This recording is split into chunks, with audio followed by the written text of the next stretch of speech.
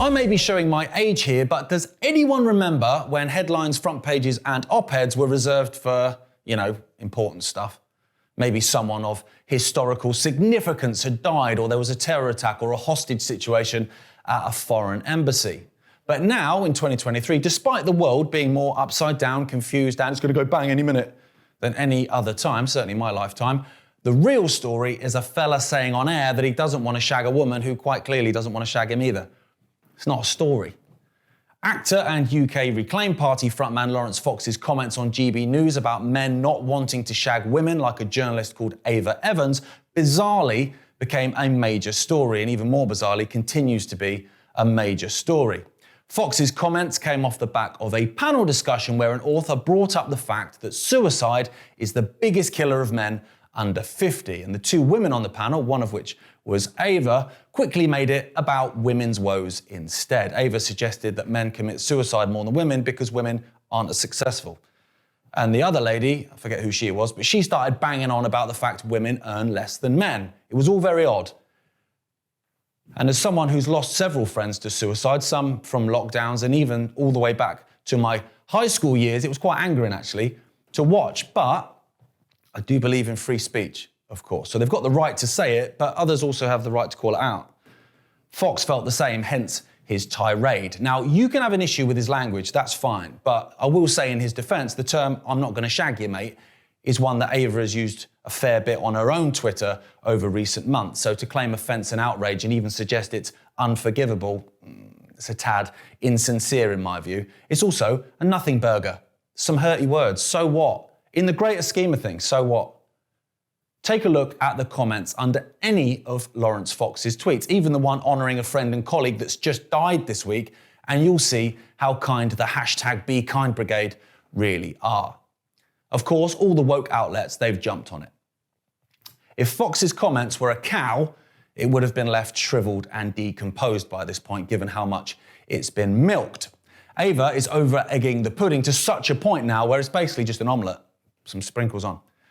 But some bubbleheads are even calling for Ofcom, the UK's totally not independent censorship body, to shut down the entire GB News channel. It's a bit over the top. This week, I heard a lady on Times Radio call Fox a dick. Before the watershed. It's no problem though. It's rules for thee, not for me. But the picture, as always, is far bigger. This is being elevated almost certainly to hide other stories that are kind of sneaking around under the radar, but also to try and normalise censorship, get people to demand it even, and embolden Ofcom. And the sad part of it is, given neither Laurence or Ava are part of the 0.1%, the cult is ultimately coming for both of them. They're poles apart in the microcosm, but in the bigger picture, they're teammates. Whether they like it or not, we're all teammates.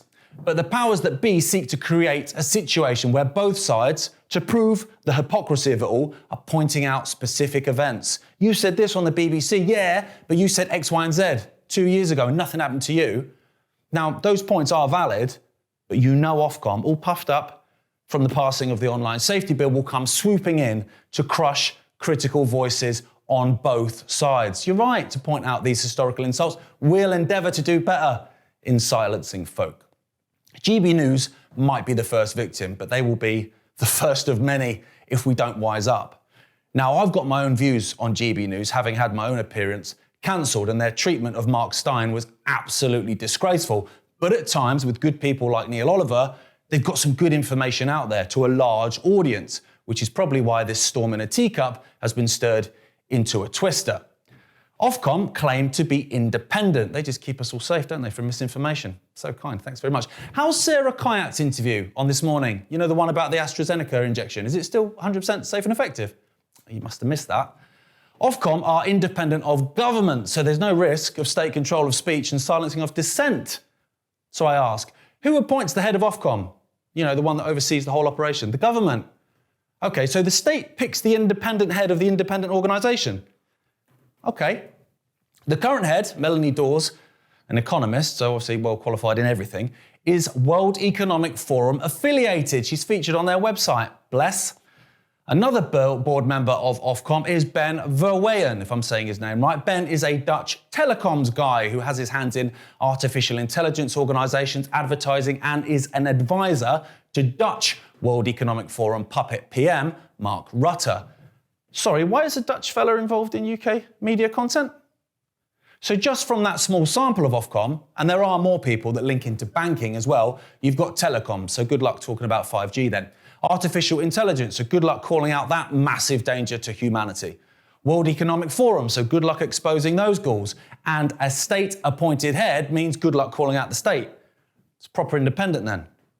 They are silencing because they fear the words. They fear what these words will awaken. So we need to speak louder, not quieter. And we need to speak up together from both sides of the divide because that divide is there by design.